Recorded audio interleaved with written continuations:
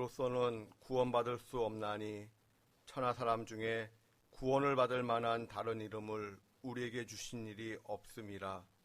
하나님은 영이시니 예배하는 자가 영과 진리로 예배할지니라.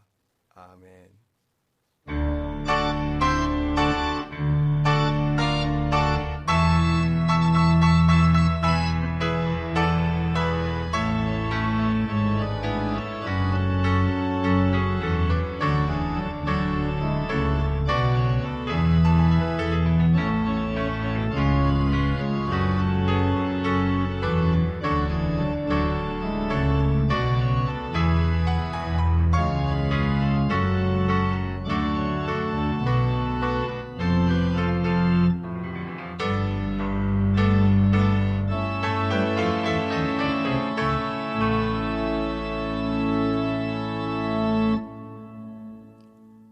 우리의 생명이신 하나님, 우리에게 영원한 생명을 주시고자 예수 그리스도를 이 땅에 보내어 주시고 십자가로 우리의 죄를 용서해 주시고 우리를 의롭다 하시기 위하여 예수 그리스도를 사망 권세로부터 다시 살려내신 은혜를 감사드립니다. 그 은혜를 생각하며 오늘도 담대히 그러나 겸손한 마음으로 하나님께 예배드립니다. 우리의 예배를 기쁘게 받아 주시옵소서. 예수님의 이름으로 기원하옵나이다. 아멘. 성시교독은 66번입니다.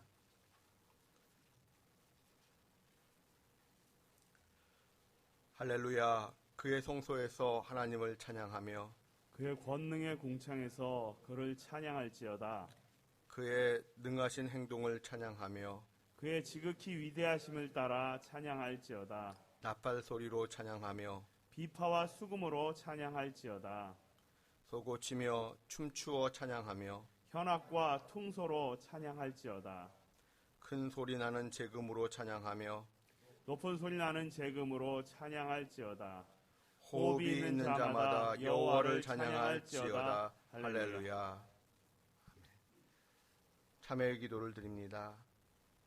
긍휼이 풍성하신 아버지 하나님, 주께 고개 숙여 오늘도 참회의 기도를 드립니다.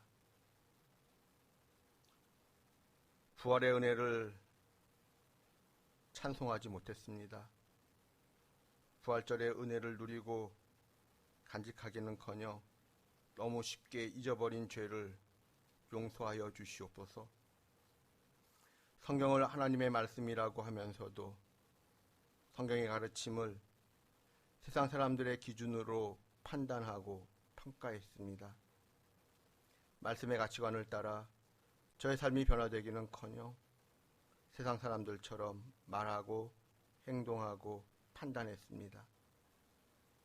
용서하여 주시옵소서. 이 땅에 매어 있는 저희의 몸과 마음을 불쌍히 여겨 주시옵소서. 이제는 하나님과 저만이 하는 죄를 고백합니다.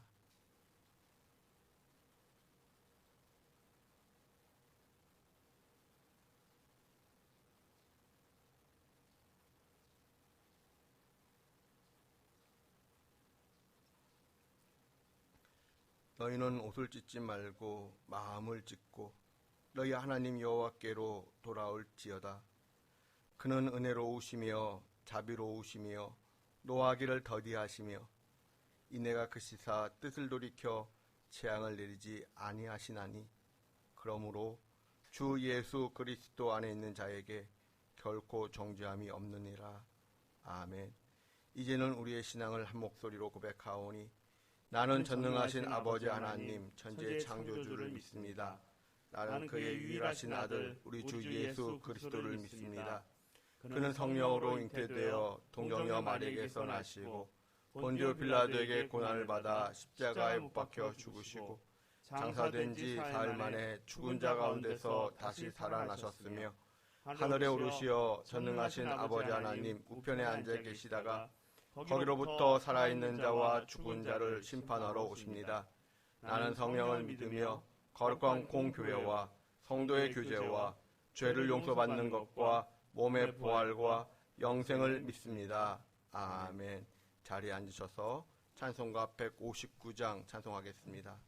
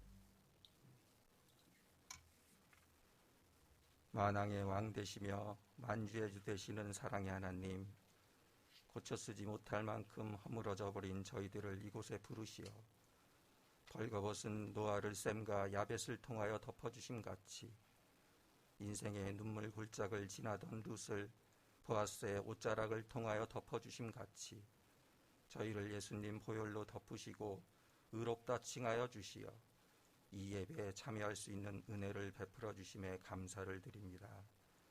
그 사랑 그 은혜 한평생 붙들고 살아가는 저희들 될 수 있도록 늘 지켜주시고 결핍 또한 온전히 주님께 나아갈 수 있는 아름다운 통로와 기회라는 것을 알아가는 지혜를 허락하여 주시어 구별된 주의 백성으로 그 경계를 잘 지키며 살아내는 인생들 되게 하여 주시옵소서.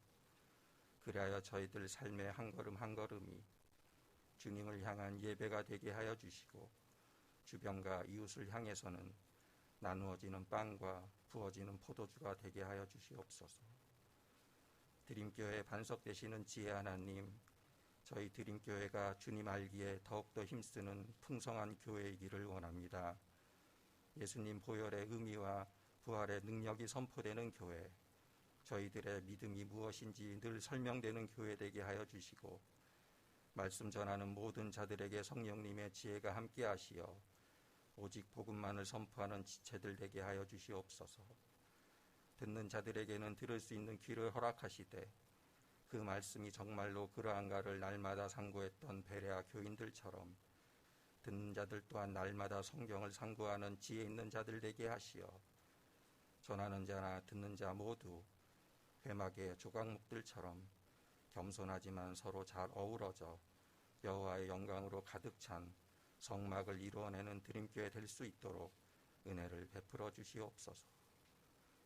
저희들의 피할 바이시오 방패 되시는 하나님, 전염병으로 인하여 한 번도 경험하지 못한 이상한 시대를 살고 있사오니 비상한 주님의 은혜로 저희와 주변을 지켜주시고 선진들의 기도로 세워진 이 나라와 이 땅의 작고 연약한 지역교회들, 열방 속 심겨진 선교사님들, 군대에 가 있는 자녀들, 외국과 타지에 있지만 기도로 저희와 묶여있는 이들을 불칼과 천군 천사로 지켜주시오며 데우스학교 또한 주님 보시기에 가장 좋은 모습으로 나아갈 수 있도록 이끌어 주시옵소서.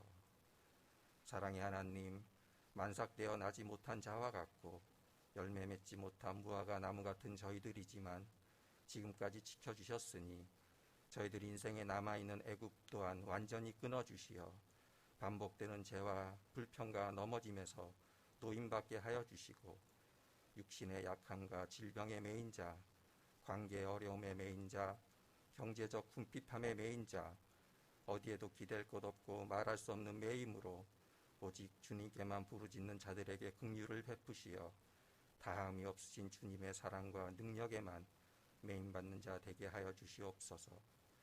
새로운 시작을 꿈꾸는 자들에게 선한 만남과 기회를 주시어 주님을 자랑할 일이 더욱더 많아지게 하여 주시고 하나님 정해지신 연수를 다하고 믿음의 경주를 마치는 그날 그 마지막 호흡까지 새 생명 되시는 그리스도와 연합되어 천국을 품고 주님과 화평을 누리는 복 있는 자들 되게 하여 주시옵소서.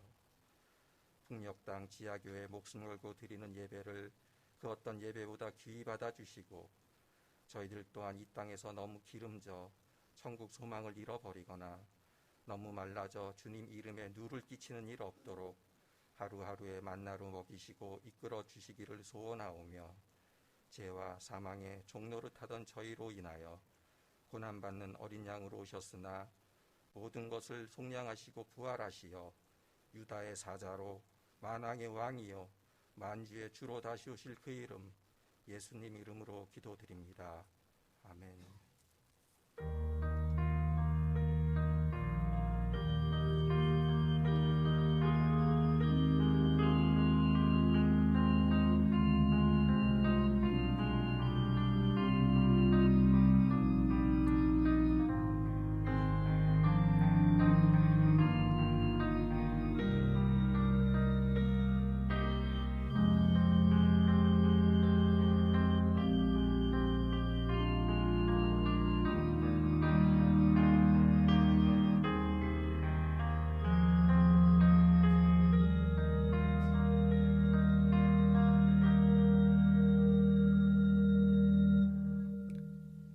하나님의 말씀은 마태복음 28장 1절에서 15절입니다. 마태복음 28장 1절에서 15절까지 말씀 교독하도록 하겠습니다. 안식일이 다 지나고 안식 후 첫날이 되려는 새벽에 막달라 마리아와 다른 마리아가 무덤을 보려고 갔더니 큰 지진이 나며 주의 천사가 하늘로부터 내려와 돌을 굴러여내고 그 위에 앉았는데 그 형상이 번개 같고 그 옷은 눈같이 희거늘 지키던 자들이 그를 무서워하여 떨며 죽은 사람과 같이 되었더라. 천사가 여자들에게 말하여 이르되 너희는 무서워하지 말라. 십자가에 못 박히신 예수를 너희가 찾는 줄을 내가 아노라. 그가 여기 계시지 않고 그가 말씀하시던 대로 살아나셨느니라. 와서 그가 누우셨던 곳을 보라. 또 빨리 가서 그의 제자들에게 이르되 그가 죽은 자 가운데서 살아나셨고 너희보다 먼저 갈릴리로 가시나니 거기서 너희가 배우리라 하라. 보라, 내가 너희에게 일렀느니라 하거늘. 그 여자들이 무서움과 큰 기쁨으로 빨리 무덤을 떠나 제자들에게 알리려고 다름질할세. 예수께서 그들을 만나 이르시되 평안하냐 하시거늘 여자들이 나아가 그 발을 붙잡고 경배하니 이에 예수께서 이르시되 무서워하지 말라. 가서 내 형제들에게 갈릴리로 가라 하라. 거기서 나를 보리라 하시니라. 여자들이 갈 때 경비병 몇이 성에 들어가 모든 된 일을 대제사장들에게 알리니 그들이 장로들과 함께 모여 의논하고 군인들에게 돈을 많이 주며 이르되 너희는 말하기를 그의 제자들이 밤에 와서 우리가 잘 때에 그를 도둑질하여 갔다 하라. 만일 이 말이 총독에게 들리면 우리가 권하여 너희로 근심하지 않게 하리라 하니 함께 봉독합니다. 군인들이 돈을 받고 가르친 대로 하였으니 이 말이 오늘날까지 유대인 가운데 두루 퍼지니라. 아멘.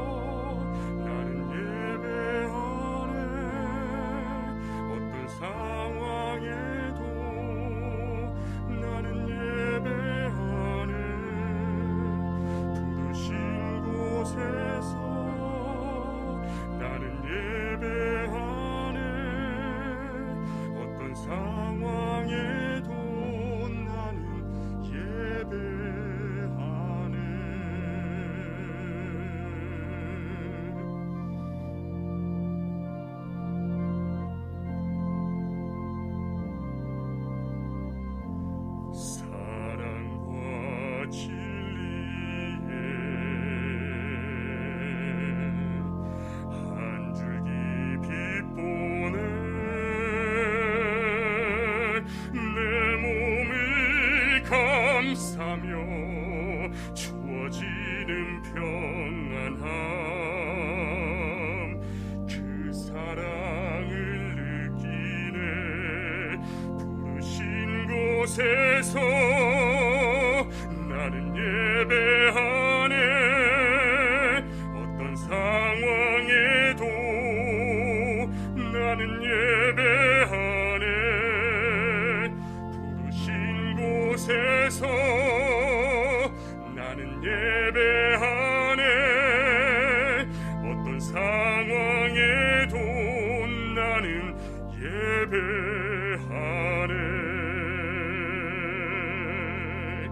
내가 걸어갈 때 길이 되고 살아갈 때 삶이 되는 그곳에서 예배하네.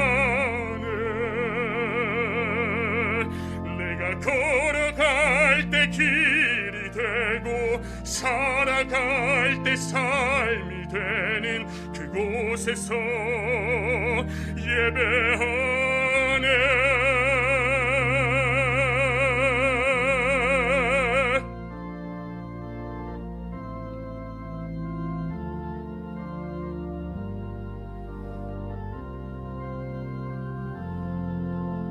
부르신 곳에서 나는 예배하네. 어떤 상황에도 나는 예배하네. 부르신 곳에서 나는 예배하네. 어떤 상황에도 나는 예배하네. 부르신 곳에서 나는 예배하네. 어떤 상황에도 나는 예배하네. 부르신 곳에서 나는 예배하네. 어떤 상황에도 나는 예배하네.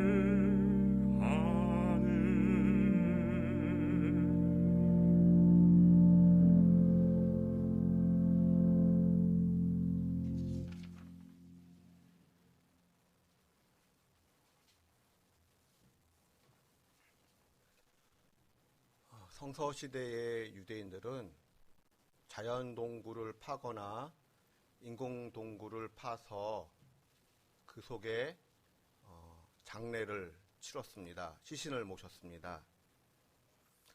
그리고 일반적으로 장례를 2번 진행을 하였습니다. 먼저는 시체를 무덤 속에 안치를 합니다. 선반 위에 안치한 후에 살이 썩기를 기다립니다.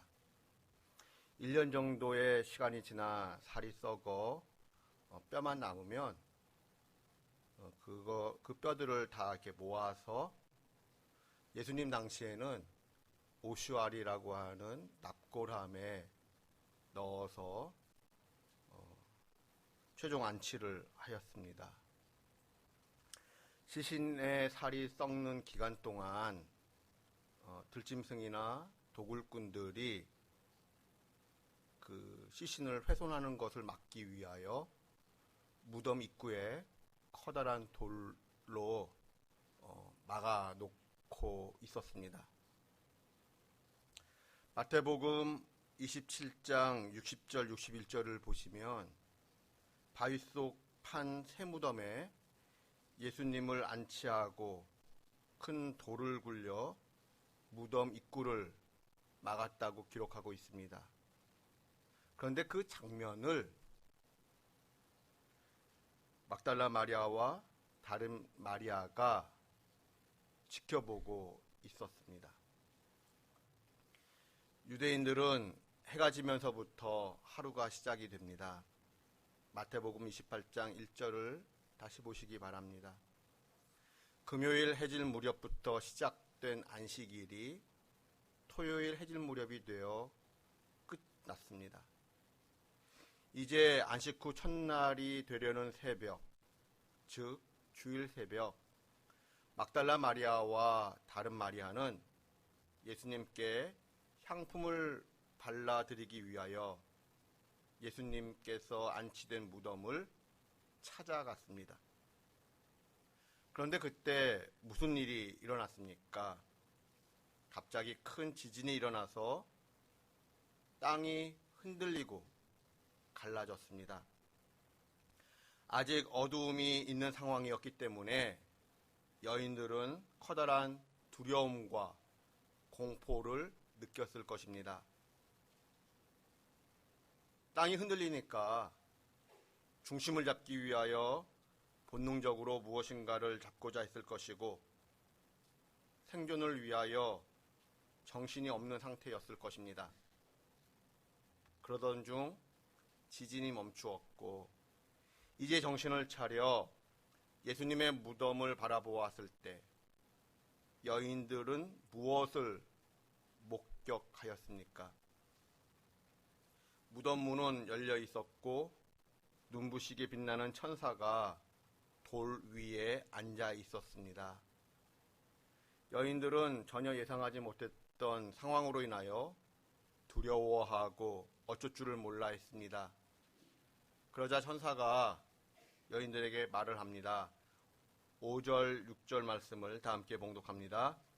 천사가 여자에게 말하여 이르되 너희는 무서워하지 말라.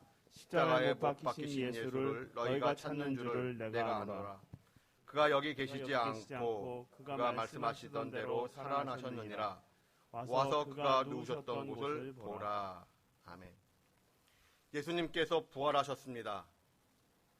그런데 예수님께서 부활하셨다라는 것을 알려준 존재는 천사였습니다. 천사는 하나님의 일을 하는 신분꾼이지요. 무엇을 뜻하는 것일까요? 예수님의 부활은 인간에게 속한 일이 아니라 하나님의 역사 속에, 하나님의 사역 속에 일어난 일이다라는 것을 알려주는 것입니다. 하나님께 속한 것이 부활이다라는 것이지요. 원문을 보면 천사가 말을 할 때에 수동태 동사를 사용합니다. 즉 예수님이 죽은 자들 가운데서 일으켜졌다 라고 말을 합니다. 일명 신적 수동태가 쓰여진 것인데 예수님의 부활은 하나님께서 주어가 되어 하나님께서 일으켜내신 사건이다라는 것입니다. 그런데 여기서 조금만 더 생각해 봅니다. 무덤 문은 언제 열렸을까요? 정황상 지진이 일어났을 때 무덤 문이 열렸을 것입니다. 그리고 나서 얼마만큼의 시간이 흘렀을까요? 여인들이 정신을 차린 후 무덤을 바라보았을 때 무덤 문은 이미 열려져 있는 상황이었습니다. 그리고 천사가 말을 했습니다. 예수님은 이미 살아나셔서 여기 계시지 아니하신다라고 말했습니다. 그렇다면 정황상 천사들이 무덤 문을 열기 전에 예수님께서 이미 부활하셔서 밖으로 나오셨을 가능성이 큽니다. 요한복음을 보면 이런 장면이 나오지요. 부활하신 예수님께서는 제자들이 모여있던 집 안으로 들어오셨습니다. 그런데 문제는 그 누구도 대문을 열어드린 사람이 없었다라는 것입니다. 그 당시 두려움에 휩싸인 제자들은 오히려 모든 출입구를 꽁꽁 잠가두었습니다. 꼭꼭 잠가두었기 때문에 출입이 쉽지 않은 상황이었습니다. 그런데 예수님께서 잠긴 문과 벽을 통과하여 제자들 앞에 나타나신 것입니다. 여기서 우리가 알게 되는 것은 무엇입니까? 부활하신 예수님의 몸은 부활하기 전의 몸과 분명 같은 속성을 갖고 계셨습니다. 그럼에도 불구하고 동시에 부활하신 예수님의 몸은 부활하기 이전의 몸과 다른 속성을 가지고 계셨습니다. 부활하신 예수님의 몸은 분명히 막혀있던 벽을 통과하셨습니다. 그러므로 예수님은 무덤 문이 아직 열리지 않은 상태라 할지라도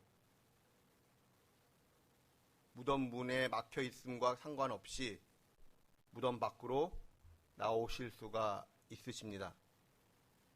그렇다면 질문해 봅니다. 시간 차이가 얼마큼 났을까요?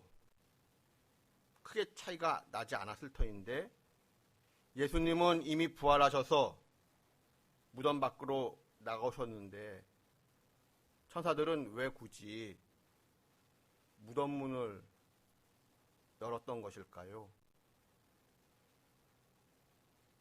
천사들이 무덤 문을 연 것은 예수님을 위한 것이 아니라 무덤을 찾아온 여인들을 위하여 무덤 문을 연 것입니다. 제자들을 위하여 무덤 문을 연 것이었고 나아가 우리를 위하여 무덤 문을 열어놓은 것입니다. 만약 무덤이 굳게 봉인된 상태에서 예수님께서 여인들과 제자들 앞에 나타나셨다면 어떤 상황이 어떻게 전개되었을까요? 예수님은 이미 부활하셨지만 천사를 통해 빈 무덤을 보여주심으로써 여인들에게 예수님의 부활을 믿으라고, 그리고 우리들에게 예수님의 부활을 믿으라고 하나님은 말씀하고 싶으셨던 것입니다. 그리고 열린 무덤과 열린 문과 빈 무덤을 통해 부활이란 죄의 값인 죽음, 하나님과의 단절, 이 모든 절망의 문을 걷어치우는 것이다 라는 것을 우리에게 하나님은 말씀하고 싶으셨던 것입니다. 그리하여 예수님을 통하여 하나님이 원하시는 구원의 메커니즘이 완성되었음을 하나님은 우리에게 말씀하고 싶으셨던 것입니다. 이용규 선교사님, 김상철 목사님께서 쓰신 책에 이런 내용이 나옵니다. 전 세계적으로 십자가의 고난을 기념하는 행사는 장엄하고 감동적입니다. 예수 그리스도의 고난과 십자가는 40일 동안이나 묵상하고 금식도 합니다. 그러나 부활절은 다릅니다. 부활절은 하루 행사로 끝이 납니다. 부활의 기쁨을 누리는 것은 단 하루뿐입니다. 책을 읽으면서 참 맞다, 정말 우리의 모습이다 라는 생각을 해보았습니다. 지난 과거의 모든 일들을 돌이켜볼 때 사순절의 모든 이런 일들은 많이 강조되었지만 부활절은 하루 행사로 끝나는 경우가 교회들마다 참 많았다라는 것을 생각해 보았습니다. 그럼으로써 어떤 면에서는 부활의 은혜를 우리가 너무 가볍게 여겼던 것은 아닌가 생각을 해 보았습니다. 책을 읽으면서 복음의 핵심인 이 부활의 이야기를, 예수님의 부활 이야기를 좀 더 설교해야 되겠다라는 생각을 하게 되었습니다. 그래서 한 몇 주, 그때 그 기간을 얼마로 정한 것은 아니지만 몇 주 더 설교를 해야 되겠다라는 생각을 갖게 되었습니다. 마태복음 28장은 예수님께서 부활하셨다는 사실과 증거로 무엇을 내어놓고 있습니까? 6절 말씀을 다 함께 봉독합니다. 그가 여기 계시지 않고 그가 말씀하시던 대로 살아나셨느니라. 와서 그가 누우셨던 곳을 보라. 예수님께서 살아나셨다는 증거로 천사는 빈 무덤을 보라고 말합니다. 천사가 빈 무덤을 보라고 이 말할 때에 이 쓰여진 단어는 막연히 보라는 뜻이 아닙니다. 보는 것을 통하여 지식적으로 알게 되는 단계까지 이르라는 뜻을 가진 단어입니다. 즉, 빈 무덤을 보고 믿는 것과 아는 것에 있어서 하나가 되라는 뜻입니다. 그렇다면 빈 무덤의 상황, 빈 무덤 안의 상황은 어떠했을까요?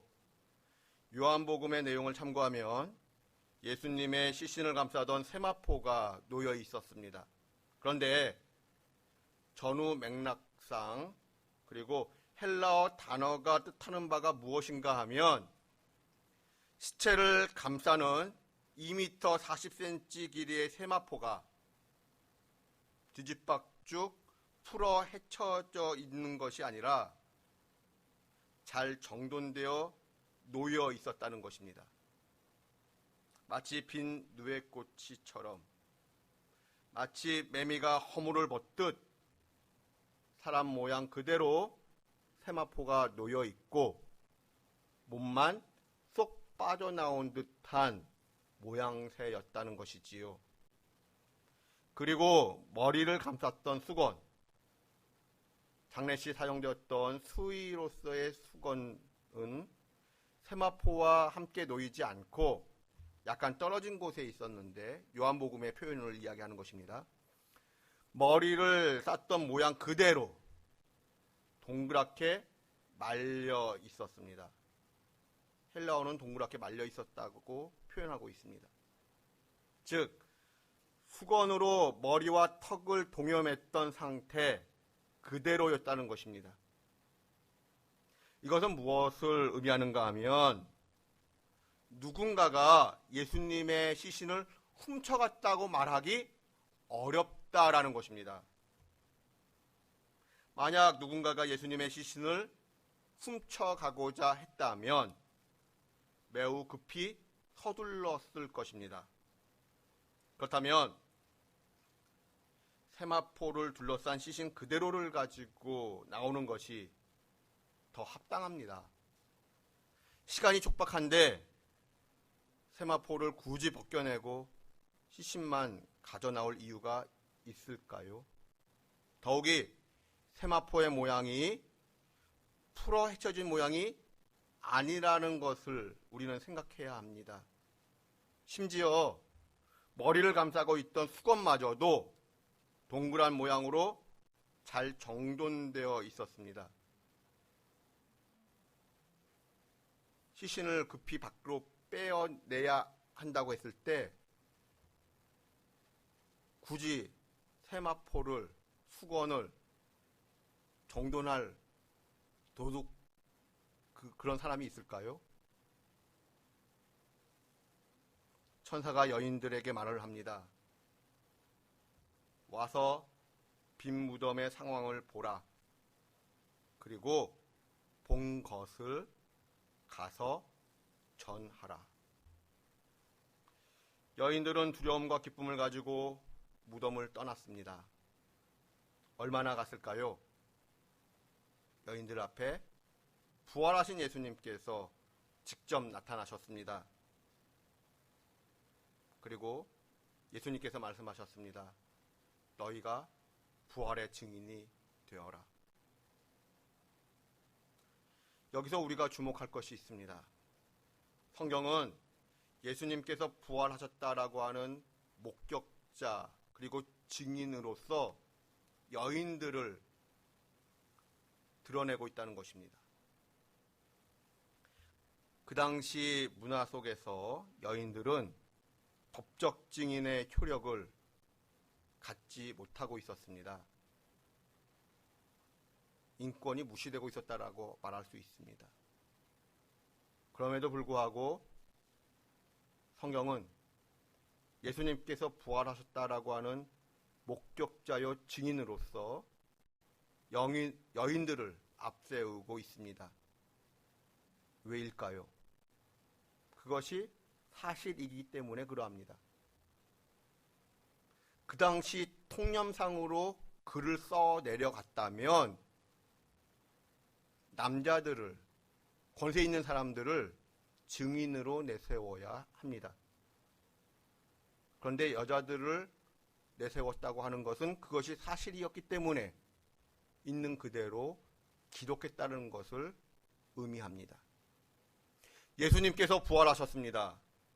예수님께서 부활하셨다는 증거로서 성경은 빈 무덤과 부활하신 주님을 직접 만났다고 하는 증인들을 내세웠습니다.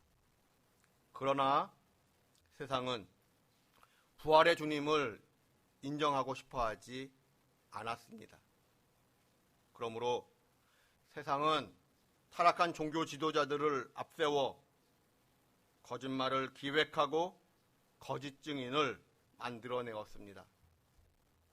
예수님의 무덤을 지키던 경비병들 중에 몇 명이 자신들에게 일어난 모든 일들을 대제사장들에게 보고했습니다. 그러자 대제사장들은 장로들과 함께 긴급 대책회의를 세웁니다. 예수님을 죽이기 위하여 거짓 증인, 거짓 증언을 동원했던, 그렇게 공작 정치를 펼쳤던 세상은 이제 예수님의 부활을 감추기 위하여 경비병들을 돈으로 매수합니다. 제자들이 예수님의 시체를 도둑질했다라는 소문을 내도록 했던 것이지요. 그러나 조금만 생각해보면 시체 도난설은 억지 주장이다라는 것을 알게 됩니다.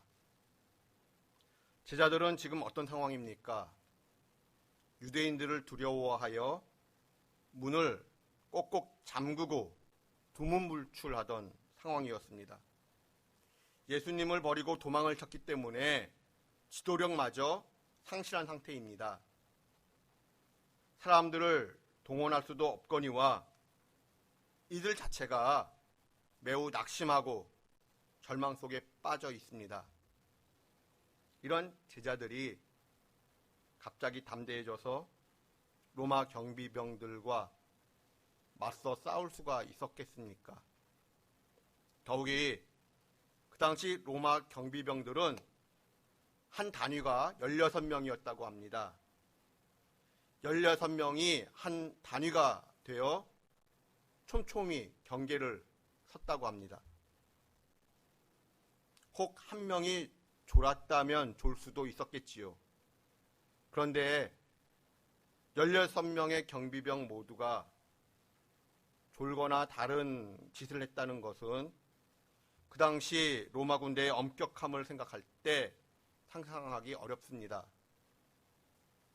제자들은 훈련된 16명의 경비병들을 어떻게 뚫었고, 또한 900kg에서 1800kg 정도의 그 큰 돌을 어떻게 굴려내었던 것일까요? 예수님은 로마법에 근거하여 십자가형을 받았습니다. 분명 로마법에 근거해서 죽임을 당하셨습니다. 그 당시 로마법에 따르면 사형당한 사람의 시신은 시의 소유, 즉 국가의 소유가 되어 국가가 관리하고 처리하게 되어 있습니다. 더욱이 무덤문은 성경에 기록된 바와 같이 빌라도의 지시를 따라 봉인되어 있었습니다. 그러므로 로마에 속한 시신을 봉인까지 떼어내고 훔쳐갔다는 것은 그 당시 심각한 범죄입니다. 그런데 로마나 유대 당국이 시신을 훔쳤다는 제자들에게 그 어떤 처벌도 내리지 않았다는 것은 앞뒤가 맞지 않는 이야기입니다. 또한 경비병들은 경계에 실패했습니다. 군대에서 경계에 실패한 군인들 엄격하게 처벌받습니다. 더욱이 16명의 경비병 모두가 졸았다고 한다면, 그들 말대로 졸았다고 한다면 식민지 국가 앞에서 로마 군대의 명예를 크게 먹칠한 것입니다. 그런데 이들을 그냥 놔두었다라고 하는 것은 정말 앞뒤가 맞지 않는 이야기입니다. 그럼에도 불구하고 십제도난설이라고 하는 날조된 이야기가 사람들에게 널리 퍼지기 시작했습니다. 마태복음이 쓰여질 당시, 즉 주후 80에서 90년 그 사이에서도 이 십제도난설이 널리 퍼져 있었습니다. 2000년 전 예수님께서 부활하셨지만 그것을 부정하려는 시도가 그 당시에 있었습니다. 그 후로부터 예수님의 부활을 부정하려는 시도들이 오늘날까지 반복되고 있습니다. 그러한 측면에서 오늘 본문 말씀은 반복되는 역사의 축소판이라고 할 수 있습니다. 예수 그리스도의 성육신과 십자가의 죽음과 부활은 이성적이냐 비이성적이냐 하는 합리성의 문제가 아닙니다. 하나님께서 하실 수 있느냐 하실 수 없느냐를 묻는 하나님의 능력 문제입니다. 죽은 사람을 살려내는 일, 인간의 관점에서 보면 불가능합니다. 하지만 전능하신 하나님의 입장에서는 아무것도 아닌 일입니다. 하나님으로서는 당연히 하실 수 있는 일이기에 믿을 수 있다라는 것입니다. 예수님께서 나의 죄를 용서하시기 위하여 십자가에서 피 흘려 죽으시고 나를 천국 가게 하시려고 부활하셨습니다. 이것은 인간의 일이 아니라, 인간에게 속한 일이 아니라 하나님께 속한 일이었습니다. 하나님께서 우리 인간을 위하여 행하신 일이었습니다. 그러나 인간의 사고방식에 갇혀 부활의 진실을 부정하고 방해하려는 세력은 생각보다 강력합니다. 오늘날 과학의 이름으로, 상식의 이름으로 어떻게 죽은 사람이 살아날 수 있느냐를 묻습니다.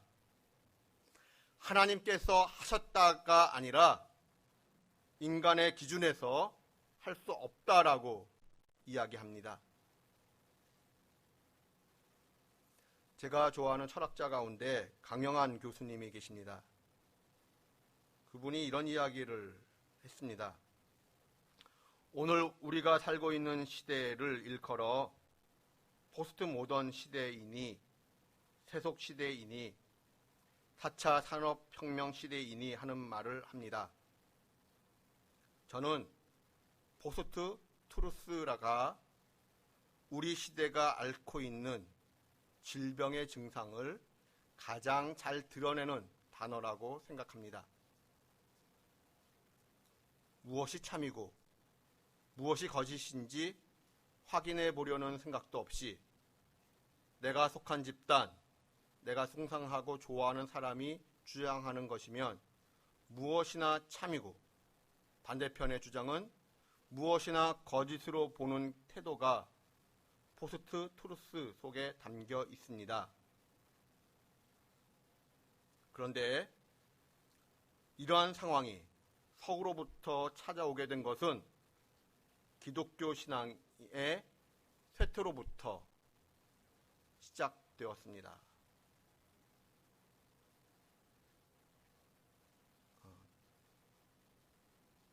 여러분은 어떻게 생각하시는지요?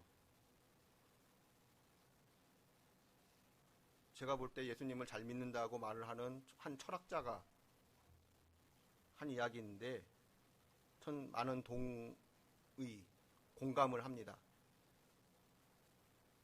기독교 신앙이 쇠퇴하면서 절대 진리가 사라지고 인간 각자가 만물의 척도가 되었습니다. 그런데 이런 이야기가 또 있습니다. 다가오는 세대, 마지막 때의 영적 전쟁은 진리 싸움, 진리 전쟁이다라는 말이 있습니다.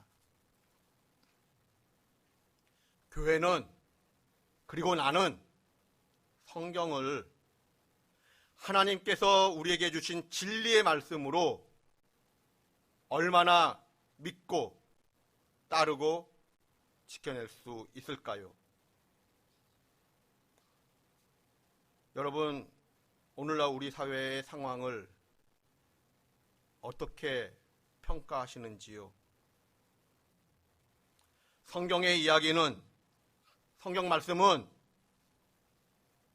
예수님의 부활을 기초로 하여 예수님의 부활이라고 하는 기초 위에 세워진 진리입니다. 성경의 내용은 예수님의 부활을 기초하고 있습니다. 그러므로 예수님의 부활은 기독교의 가장 중요한 핵심 진리입니다. 인간의 상식과 윤리 위에 나를 세우는 사람이 아니라 예수님의 부활 사건 위에 나를 세우는, 하나님께서 행하신 진리 위에 나를 세우는 저와 여러분, 우리 드림교회 성도들 되실 수 있기를 주님의 이름으로 축원드립니다. 기도하겠습니다. 하나님, 예수님의 부활 이야기, 그 사실 앞에 거짓을 주장하는 일들이 있습니다. 예수님 당시에도 그러했고 오늘날까지도 그러합니다. 거짓과 진리의 싸움 속에 우리가 노출되어 있는데, 하나님, 이러한 상황 속에서 우리는 하나님의 편에 서는, 진리의 말씀을 붙잡는 교회와 저희들 되게 하여 주시옵소서. 주님의 눈이 머무는 곳에 우리의 눈이 머물고, 주님의 손과 발이 머무는 곳에 우리의 손과 발이 머물 수 있도록 은혜 베풀어 주시기를 구합니다. 세상의 가치관이 뭐라 평가하고 말을 하든 우리의 말과 행동의 기초는 성경 말씀인 것을 굳게 붙잡는 믿음의 사람들 되게 하여 주시옵소서. 예수님의 이름으로 기도드립니다. 아멘. 찬송가 162장 찬송하겠습니다. 그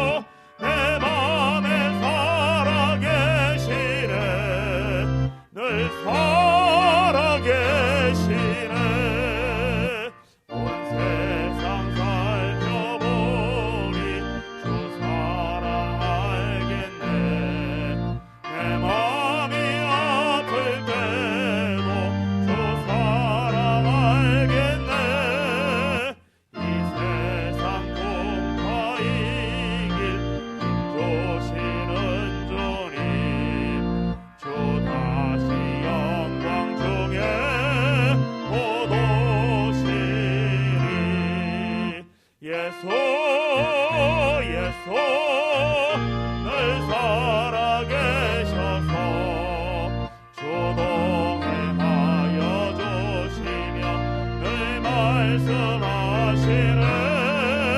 예수 예수 내 곳에 저 예수 내 맘에 살아계시네. 늘 살아계시네.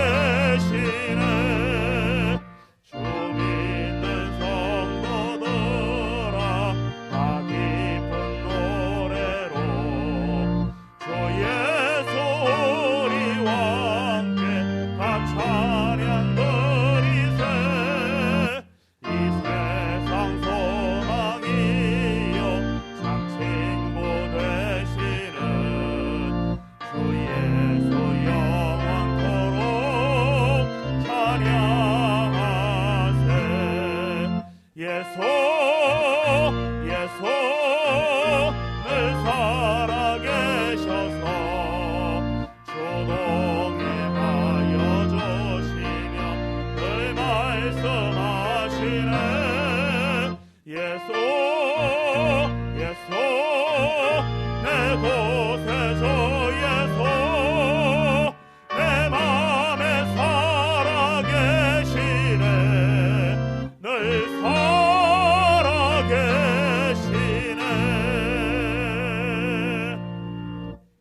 봉헌의 시간 갖겠습니다.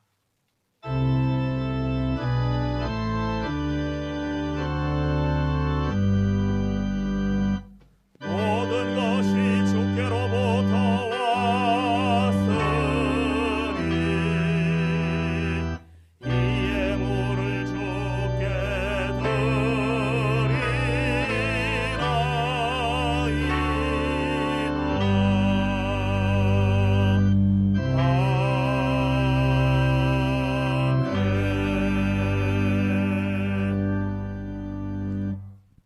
하나님 고맙습니다. 우리의 몸과 마음을 대신하여 하나님께 예물을 드리오니 받아주시옵소서. 쓰이는 곳에 아버지의 영광이 드러나기를 소망합니다. 오늘도 해외에 있는 가족들, 국방의 의무를 감당하는 자녀들, 출장이나 출타하여 외부에 있는 식구들, 어느 곳에 있든지 눈동자같이 보호해 주시고 그 삶의 현장에서 주를 높일 수 있도록 인도해 주시옵소서. 특별히 질병으로 누워 계신 분들이 계십니다. 불쌍히 여겨 주시옵소서. 회복의 은혜를 베풀어 주시옵소서. 또 돌보는 우리 드림의 권속들 지치지 않도록 지켜주시옵소서. 하나님, 영적으로 육적으로 새 생명을 잉태하고 낳기를 갈망하는 가정들이 있습니다. 새 생명을 잉태하고 낳는 기쁨을 허락해 주시옵소서. 우리에게 부활 생명을 주심을 감사드리며 예수님의 이름으로 봉헌기도 드리옵나이다. 아멘. 자리에 앉아주시기 바랍니다. 오늘 당회와 또 데오스 학교 운영위원회가 열리게 됩니다. 여러 가지 회의하는 과정들이 잘 진행될 수 있도록 기도해 주시기를 부탁드립니다. 나머지 광고는 주보를 참고해 주십시오. 찬송가 164장 찬송하겠습니다.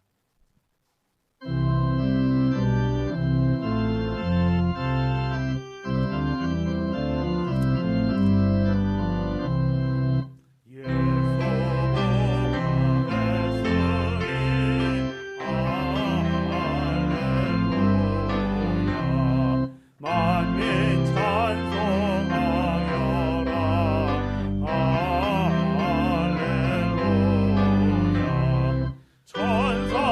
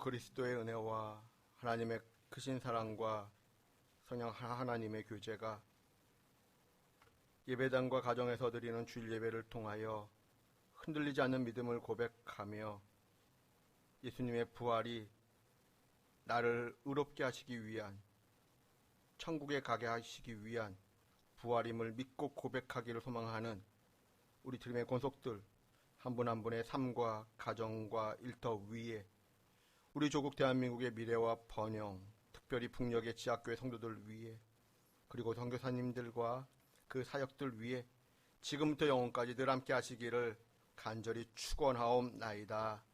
아멘.